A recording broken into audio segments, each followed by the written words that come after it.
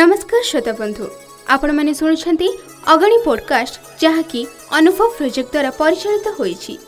एही कार्यक्रम भारत सरकारक सामाजिक न्याय और सशक्तिकरण मंत्रालय आनुकूल्य प्रस्तुत करा जिबा सह मीडिया फॉर कम्युनिटी फाउंडेशन पई एहा एक नूतन पदक्षेप। तेबे एहार मूल लक्ष्य हेउछि वैशिष्ट मानक लागि अर्थात सेमानकु किपरि सहयोग मिल परिबो से संबंध रे समस्त तथ्य जानि परिबे। तासह आपण माने डाक्तरखाना एवं सक्रिय केन्द्र वैशिष्टंक प्रति हेउथिबा अत्याचार एवं गृह परित्यक्त वैशिष्टंक सहायता पई टोल फ्री हेल्पलाइन नंबर 14567 रे जोगाजोग करि परिबे एवं तासह तांको सहायतार गोटे हाथ आगको मध्ये बढ़ाई परिबे। मो ना होची रमाकांत नायक। आम घर बालेश्वर जिला नीलगिरी सब डिविजन मल्याणी गाँव रे। मोर डेट ऑफ बर्थ होची 8 एप्रिल 1957। आउ एजुकेशन हला सेतेबेले 11th पास करबा परे मु डिफेंस रे जाइतिली आर्मी रे मु 28 नवंबर 77 रे जॉइन करतिली। गुटे मोर पिला बेलू इच्छा थिला कि मु देश सेवा करिवि, तेणु मोर फर्स्ट प्रायोरिटी थिला डिफेंस रे जीवा पई। जाऊ ठाकुर को दया रे मोर हे गला 28 नवंबर 77 को एनरोल है कि डिफेंस रे गली तांकर जो बेसिक ट्रेनिंग है कि तापरे मोर एम्प्लॉयमेंट हैला जोटी हवा कथा। से समय रे हमर दरमा मात्र 102 टंका थिला। मोर 85 रे मैरिज हैला। गुटे पुओ आ गुटे झियो हेले, से माने भी मो संगे बाहर रहउतले सब। ड्यूरिंग द सर्विस मु कली 28 नवंबर 77 रु बड़ लंबा सर्विस आ लंबा एक्सपीरियंस भी रहला। आ डिफेंस सर्विस रे आपन को जणाथिबो कि कष्ट अछि तो मजा भी अछि। मन भितरे गुटे देश सेवा पई जो इच्छा था सेटा ग्राउंड रे रहले ही जणा पड़े। आमे इति घरे रहले से जिंस को अनुभव करि परिबानी।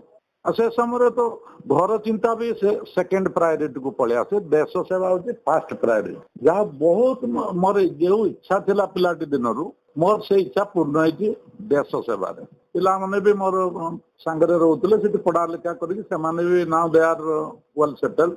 रिटायरमेंट परे मोर कर्तव्य कोन हला माँ बाप जे जन्म देथिन तांको सेवा करबा पई। तथापि जेहेतु पिला गुडा पढ़ुतले तांको सब सेटल करके 2011 रे मो गाँ को फेरली।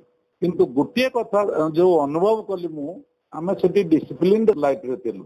आ डिसिप्लिन्ड लाइफ आ गुटे विश्वास से जिनसटा हमर डिफेंस रे थिला। जने जन को सहायता करबा, जने जन को सुविधा असुविधा रे छिड़ा हो से जिनसटा आगे सिविल ले पाइली। सिविल ले आसी कि स्टार्टिंग रे जो 2-4 वर्ष बहुत धोखा खाई गली। भाबिली कि डिफेंस लाइफ अलगा, सिविल लाइफ अलगा। सिविल ले वर्तमान मु आम तो स्वामी स्त्री 2 जन पिला माने सब बाहर रहउछंती। आ घरे रहउची किछि 2-3 एकर जमी अछि। सेतरे गुटे पोखरी खोलिछि, माछटे छड़ा होउची, पनिपरिवा चाष होउची। ताने सेटा मोर सेल्फ सैटिस्फैक्शन मानियंतु। काना मते गार्डनिंग बहुत पसंद, स्पोर्ट्स बहुत पसंद। सकाळो मॉर्निंग वॉक करबा ये मोर गुटे बिल्कुल हॉबी। समाज हमको नहीं चलिबो ने, हमको समाज सहित चलिबा को पड़िबो। तम बितुची मोर झियो जाई सर्विस करछंती बेंगलोर रे। पुओ बहु बहुत करूनी सर्विस, पुओ करछि मैं बेंगलोर रे। आ मु वर्ष को थरे भीतर जाउची तांक पाखरे मासे लेके रहउची। बहुत बढ़िया, कारण Bangalore more last duty station थला। मु सेटू रिटायर करथिली। आ बेंगलोर एक्वांटेड मु पूरा बेंगलोर विषय रे। आ बुलाबुली पुराना सांग साथी अछंती, बुलाबुली करी कि पुणी से कर्मस्थली जन्मभूमि को पळे आछे गाँ को। गाँ रे माँ अछि, सान भाई जने अच्छी सी भी डिफेंस रे थिला। 30 वर्ष चाकरी करके जस्ट 4-6 मास हला रिटायर करती। सी दुकान गोटे खोली अमूल पार्लर नीलगिरी जगन्नाथ मंदिर पाखरे।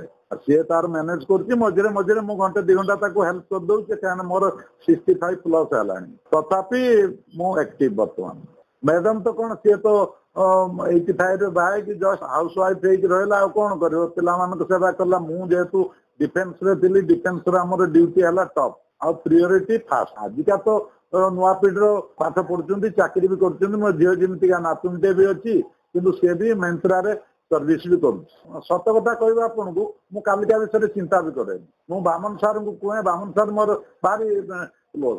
तेना मोर गोटे ग्रुप अच्छी 7 जने। मुझे बेंगलोर थी, ये याद जाते आम थ्रू आउट इंडिया बुल देछु हम कोआटे रखिनु रिटायरमेंट पर भी प्रति वर्ष चली गले केदारनाथ बद्रीनाथ अंडमान चली गले आउ कुआडे राजस्थान चली गले जेएंड के चली गले ये भाया आम बुलाबुली करूँ सी मोर भारी क्लोज सी जानती मुझे सदाबले कह मुझे सार जहाँ किसी कमेचे ये रमें जो ऊपर को जावा किसी नहीं जावानी मनीष कहीं किसी नहीं जापर इवन से जो पिंधि थे लुगा से लुगा भी नहीं जापर जस्ट गोटे नुआ लुगा जेहेतु आमर अच्छी चलनी नुआ लुगाटे गुड़ेले जुरे रखिदेले से तो कहती जो पिला जन्म हुए कांदिके आसे माँ पेटू जो बाहर को आसे पिलाटी कांदिके आसे कारण से ये अनुभूति दुनिया बहुत खराब किंतु जिते बड़ है मरी जाए लोकटा से अन्य मानक कंदे जाए तेणु ये दुनिया सबू किसी अच्छी आमिका आप एंजॉय करेंगे सब जिन एवेलेबल कारण आपड़ देखु मोर निजर माँ 80 वर्ष उपर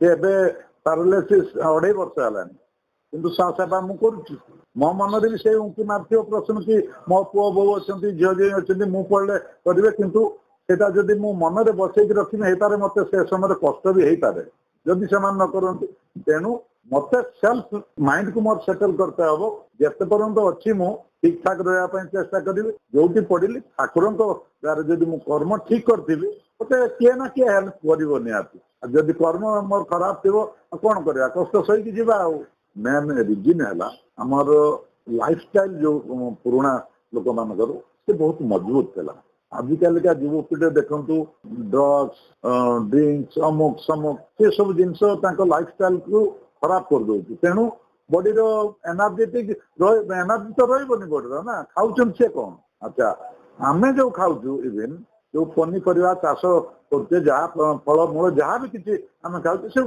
सब पॉइजन तापर जब एम बद अभ्यास सब रे कौन लाइफ केते स्पान रहा निजे चिंता करूँ आमे तो मो कथा तो मु तो मरिया पर्यंत जवान कही कारण मोर टैग लगी मु सैनिक थी मरिया पर्यंत ही सैनिक रही सैनिक बुढ़ा हुए मु आजिका पीढ़ी मान को गोटे रिक्वेस्ट करी कारण यहाँ गोटे सर्कल आज से जवान अच्छा माँ बापा बुढ़ा अच्छा से बुढ़ा हे पिला बापा जवान जो भाया से भाया पाइबे आप गोटे इन्स्टान्स कहूँ गोटे जस्ट इमिया कहूँ गोटे पुओ बो थे बापा माँ को बहुत कष्ट दौले बापा माँ कौट कौन किसी कहीदेले से रागुले पिटा मारा करते इवन खावा को गोटे सिल्वर थाली दौले सी बापा जे थे कहले कहले गोटे थाली सदाबले मत खाइते दूसरी मुझे मो पेट उदा करके बड़ मनुष्य कर बाहर करेली